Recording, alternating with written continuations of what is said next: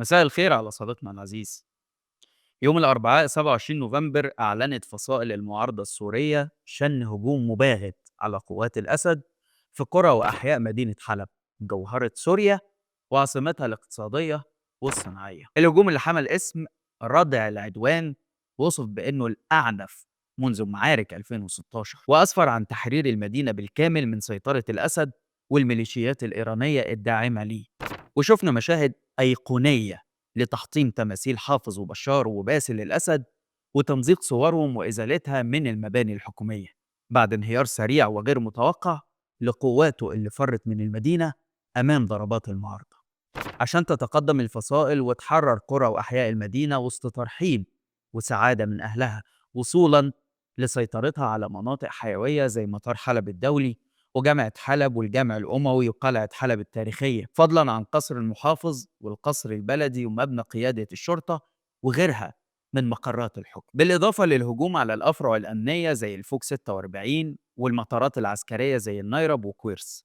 وشفنا مشاهد مؤثرة لإخراج المعتقلين من السجون وعودة آلاف النازحين والمهجرين لبيوتهم ولم شملهم مع آلاتهم مرة تانية، زي الشاب اللي هنشوفه دلوقتي واللي التقى مع عائلته لأول مرة من 7 سنين. يا الله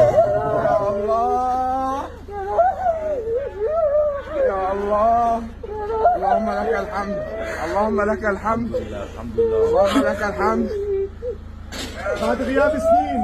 الهجوم تصدره الجيش الوطني السوري وهيئة تحرير الشام بقيادة الجولاني اللي تعهد لسكان حلب بالحفاظ على ممتلكات المدنيين وحماية الأقليات وعلى رأسهم المسيحيين. تبعوا إدخال حكومة الإنقاذ مؤسساتها الخدمية للمناطق المحررة عشان تعمل على بسط الأمن وإزالة الألغام ومخلفات الحرب، ده غير تنظيف الشوارع وإصلاح الأعطال اللي أصابت البنية التحتية. هجوم المعارضة السورية ما وقفش عند حلب، ده شمل كمان مساحات واسعة من ريف إدلب وقرى الاستراتيجية زي معرة النعمان وخان شيخون وسراقب اللي موجودة على تقاطع الطرق الدولية، وبكده تكون سيطرت على كامل محافظة إدلب وقطعت صلة النظام وقدرته على الوصول لمدينة حلب، مع استكمال المعركة من خلال التقدم لفتح جبهات جديدة وتحرير مدن تانية زي حماة وحمص. اللي حصل ده اعتبره البعض طوفان سوريا لأنه أشبه ما يكون بطوفان الأقصى اللي فاجئ العالم كله وغير قواعد اللعبة في فلسطين لما خططت المقاومة على مدار أعوام طويلة لحدث مزلزل هز إسرائيل وعطل اتفاقيات التطبيع العربي وألغى صفقة القرن اللي كان بيتم التمهيد ليها. المعارضة السورية هي كمان خططت على مدى شهور طويلة لمعركة كبيرة تستغل فيها حالة الضعف والإنهاك اللي أصابت الميليشيات الإيرانية وحزب الله بسبب حربهم مع إسرائيل، وكمان انشغال روسيا اللي بتخوض حرب وجود ضد أوكرانيا ومن وراها الدول الغربية عشان تهجم على نظام الأسد الهش واللي بدون داعميه ما كانش قدر يصمد قدام الثورة. وبرضه واحد من أهداف الطوفان السوري هو تغيير الوضع القائم من سنوات طويلة وتعطيل اتفاقيات التطبيع مع نظام بشار اللي بتحاول أنظمة عربية بقيادة السيسي وابن زايد وابن سلمان تعويمه وقبوله عربيا ودوليا رغم جرائمه في حق الشعب السوري، عشان يثبت طوفان سوريا أن الثورات قد تهزم لكنها لا تموت، وإن الشعوب مهما تحملت فهي بتنتظر ربع فرصة علشان تنتقم من حكامها الديكتاتوريين وترجع ترعبهم من مصير أسود بينتظرهم في الدنيا قبل الآخرة. هل يلهم الطوفان السوري المصريين بالثورة على السيسي؟ وليه السيسي خايف من مصير الأسد؟ ده اللي هنعرفه مع بعض في حلقة النهاردة، بس قبل ما نبدأ حابب أشكركم كتير جدا على التفاعل الكبير مع الحلقات الأخيرة، وأطلب منكم دعم البرنامج من خلال الاشتراك في خاصية المنتسبين لقناة شباك. ودلوقتي يلا نبدأ الحلقة. أنا عبد الرحمن عمر وده برنامج الحكاية.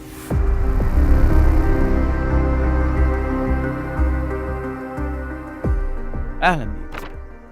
يوم 17 ديسمبر 2010 اندلعت ثورة الياسمين في تونس بعد ما أحرق بائع متجول اسمه محمد بوعزيزي نفسه احتجاجا على مصادرة الشرطة للعربية اللي كانت بتمثل مصدر رزقه. الثورة اللي كتبت فصل النهاية للرئيس المخلوع زين العابدين بن علي بعد 24 سنة قضاهم على كرسي الحكم أجبرته على الهروب للسعودية وفضل هناك لحد ما مات.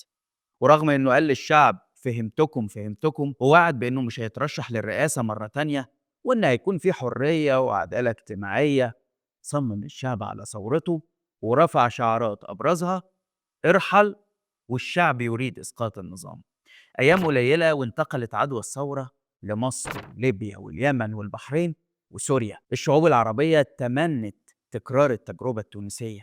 مظاهرات سلمية بتملأ الشوارع والميادين بترفع شعارات العيش والحرية والعدالة الاجتماعية والكرامة الإنسانية عشان تنال إعجاب العالم كله وتنتصر في النهاية برحيل الدكتاتور. لكن رياح التغيير دي اصطدمت بالثورة المضادة. دول وممالك وجيوش شافت إن مصالحها مهددة، فقررت تجهض أحلام الشعوب عشان تتحول لكوابيس وحروب أهلية زي ما حصل في ليبيا واليمن وسوريا، أو إعادة إنتاج لديكتاتورية عسكرية زي ما حصل في مصر. لكن رغم مرور سنوات طويلة ثبت للشعوب إن اللي اتكسر ما بيتصلحش، وإن أنظمة ساقطة زي السيسي وبشار لا يمكن أن تقدم لهم حياة كريمة أو حياة أصلا. الأنظمة الديكتاتورية سرعان ما مدت يد العون لبعضها واتحالفت ضد شعوبها. مثلا السيسي أعاد العلاقات المصرية مع نظام بشار وساهم في دعمه عسكريا من خلال مده بالأسلحة رغم العقوبات الدولية، وطلب من دول الخليج علنا مساعدة الأسد اقتصاديا وتطبيع العلاقات معاه عشان يرجع لحظيرة الحكام العرب. في المقابل رحب الأسد بانقلاب السيسي من أول لحظة وقال إنه أعاد مصر لمكانها الطبيعي وسط الدكتاتوريات العربية طبعا. امبارح كنت قاعد مع اخويا الشيخ محمد رئيس الدولة، بقول له هطلب منك طلب. قال لي خير. قلت له سوريا عشان خاطر ربنا ساعدوا سوريا. خليني أقول لك يا صديقي العزيز إنه رغم الاختلافات الكبيرة بين ظروف مصر وسوريا، لكن أوجه الشبه بين السيسي وبشار كتيرة جدا. من أول إن هما الاتنين همهم الأول الحفاظ على كرسي الحكم حتى لو كان التمن قتل شعوبهم والزج بعشرات الآلاف من المواطنين في السجون والمعتقلات، وصولا بقى لأنهم قادرين يبنوا ويصمموا أنظمة حكم بوليسية كل دورها هو التنكيل بالناس وقمعهم، وكمان إنكار حقهم في العيش والحرية والكرامة. والدليل على كده إن السيسي وإعلامه ياما هددوا المصريين بمصير سوريا لو الشعب اختار الثورة ضده، وكلنا عارفين إن مصير سوريا ده يعني قصف الناس بالطيارات والبراميل المتفجرة وتهجيرهم قسرا من قراهم ومدنهم وتضييع عمرهم في السجون لمجرد إن الحاكم يفضل على كرسي الحكم حتى لو البلد انتهت حرفيا. مين اللي عمل كده في سوريا؟ مين؟ من فضلك اقعد. اللي عمل كده في سوريا اهلها. ده طبعا غير الاستفتاءات والانتخابات اللي نتيجتها 99% واللي المرشحين فيها بيكونوا مؤيدينهم. كمان السيسي وبشار مستعدين يبيعوا بلادهم لأي طرف خارجي بشرط إنه يضمن ليهم الحماية والبقاء في السلطة. فزي ما بشار استعان بالروس والإيرانيين عشان يحموا عرشه وادالهم قواعد عسكرية وحقول نفط وغيره، تلاقي السيسي بيدي للسعوديين جزيرتي طيران وصنافير وللإماراتيين مدن ساحلية زي رأس الحكمة ومساحات شاسعة من الأراضي وحصص في شركات رابحة، ومستعد يهجر المصريين من جزر زي الوراق عشان خاطر كفيله في أبو ظبي، وما عندوش أي حرج إنه يقول بالفم المليان إنه لولا دعم الإمارات لم تكن لمصر قائمة. السيسي وبشار بيجمعهم برضو الخوف والجبن من العدو الإسرائيلي. بشار اللي عامل نفسه أسد على شعبه ما تجرأش يضرب رصاصة واحدة عشان تحرير الجولان المحتل، ورغم القصف الإسرائيلي لدمشق نفسها لكنه دايما محتفظ بحق الرد. نفس الكلام السيسي صديق نتنياهو اللي ما فتحش بقه لما إسرائيل احتلت معبر رفح ومحور فيلادلفيا وقتلت جنود مصريين على الحدود. أوجه الشبه دي تخلينا نفهم سر خوف السيسي من احتمالية سقوط الأسد وقبلها من انتفاضات الشعوب العربية وعدوى الثورات سواء بعد طوفان الأقصى أو الطوفان السوري. طيب هل اقتربت نهاية الأسد؟ وهل تلهم أحداث سوريا المصريين للثورة ضد السيسي؟ خليني أقول لك إن بشار توجه فورا لموسكو عشان يطلب المساعدة العسكرية في مواجهة تقدم المعارضة، واللي يبدو إن تمنها هيكون إجبار الأسد على التطبيع مع تركيا ومراجعة الدور العسكري الإيراني في سوريا. عشان نفهم الشرطين دول محتاجين نعرف الأول إن حلب بتقع في شمال سوريا وبتمثل 10% من مساحة البلد، وهي أكبر المحافظات من حيث عدد السكان بحوالي 5 مليون نسمة من إجمالي 23 مليون نسمة. سنة 2012 وأثناء الثورة السورية انقسمت حلب نصين، سيطر الثوار على الشرق وسيطرت قوات الأسد على الغرب، وشهدت في الوقت ده حرب استنزاف، لأن الثوار فشلوا في الحصول على أسلحة ثقيلة تمكنهم من هزيمة قوات الأسد، اللي اضطر يركز موارده هو كمان على دمشق. وفي 2013 شنت قوات الأسد حملة جوية قاتلة باستخدام البراميل المتفجرة والقنابل الحارقة والعنقودية، وبعدها بسنتين تدخلت روسيا بقوتها العسكرية إلى جانب قوات الأسد وحصرت الثوار في شرق حلب، وكانت النتيجة هزيمة قاسية للمعارضة خرج على إثرها مئات الآلاف نازحين إلى إدلب، ومن وقتها كانوا ممنوعين من العودة لمدينتهم. حلب هي أكثر المدن السورية اللي تعرضت للدمار خلال الثورة، لكن عودتها لحضن الأسد كانت نقطة تحول حاسمة، لأنه بدون سيطرته على حلب كان يوصف بأنه نص رئيس، وفعلا كانت حلب هي آخر المعارك الكبرى للثورة وقتها.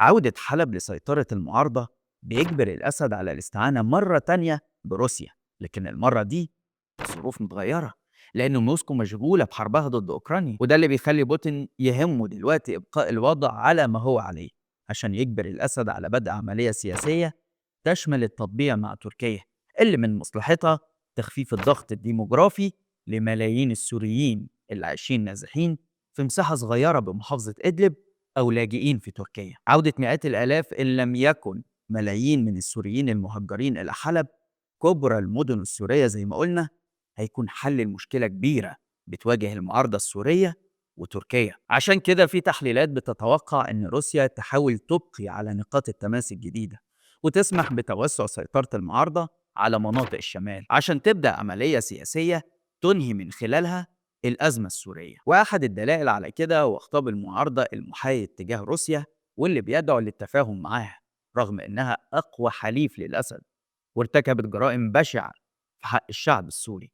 بوتين كمان يهمه تقليص النفوذ العسكري الإيراني في سوريا، لأنه بيعتقد أن إسرائيل عندها معلومات دقيقة حوالين مواقع تخزين الأسلحة الإيرانية ونقاط تمركز قوتها هي وحزب الله في سوريا، وده بيثير قلقه من احتمال تصعيد الضربات الإسرائيلية اللي بتهدد استقرار نظام دمشق، وبتدي فرصة للمعارضة أنها تحقق إنجازات عسكرية كبيرة وغير متوقعة زي ما حصل في حلب. بالتالي مستقبل الأسد هيكون رهن تصرف حليف الروسي، وهنشوف الفترة الجاية هل هيتخلى عنه عشان يحافظ على مصالحه في سوريا ما بعد الأسد ولا يستمر في دعمه إلى النهاية. كمان ما نقدرش نتغاضى عن قوة المعارضة اللي عندها فرصة تاريخية لهزيمة الأسد وإسقاطه لو استغلت الظروف الدولية والإقليمية المحيطة، والأهم إنها تكون اتعلمت من دروس الثورة وما تقعش في فخ التطرف أو الصراعات الداخلية. في المقابل بقى هيفضل عندنا سؤال: متى يثور المصريون؟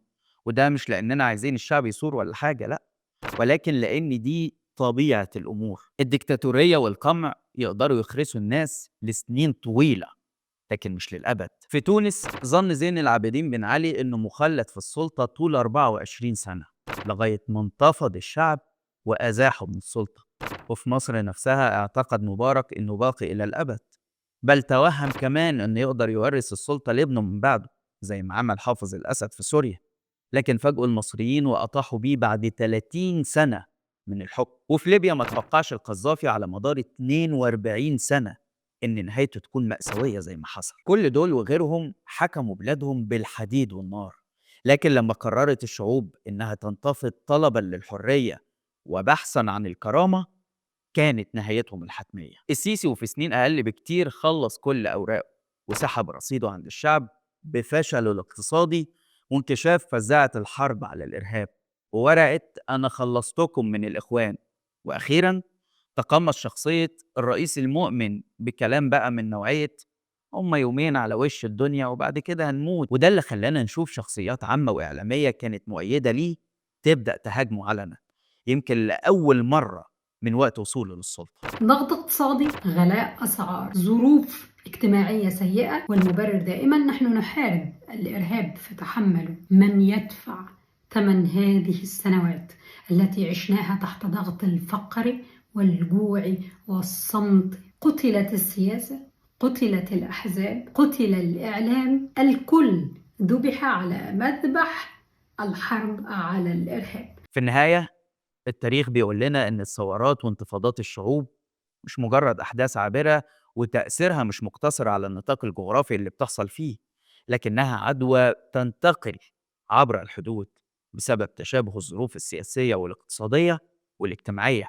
زي ما حصل في الربيع الأوروبي أو ثورات أمريكا الجنوبية ضد الدكتاتوريات العسكرية. وده اللي بيخلي البعض يشوف إن طوفان الأقصى كان زلزال تأثيره ممتد، وإن واحدة من تبعاته هي الانتفاضة السورية اللي بنشوفها النهاردة، وإنها قد تكون مقدمة لموجة جديدة من الربيع العربي اللي لو انطلق فبالتأكيد واحدة من أهم محطاته هتكون مصر، اللي شعبها في أمس الحاجة لأنه ينال حريته ويستعيد كرامته وينعم بحياة كريمة. بس كده، لحد هنا والحلقة خلصت. شارك الحلقة لو عجبتك، وتابع حساب شباك وحسابي على الانستجرام، هتلاقي اللينك في الوصف. واستنانا كل يوم اثنين وجمعة الساعة 8 بالليل بتوقيت القاهرة في حلقة جديدة من برنامج ايه الحكاية. سلام.